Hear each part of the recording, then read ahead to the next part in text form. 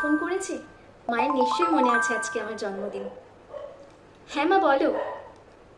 হ্যাঁ হ্যাঁ মা, তোমার সব মনে আছে? হ্যাঁ মা, এই বাড়িতেও তো সবাই জানে। মা, শাশুড়ি মা তো সকাল থেকে আমার জন্য রান্না করছে, আমাকে তো রান্না করে ঢুকতেও দেয়নি।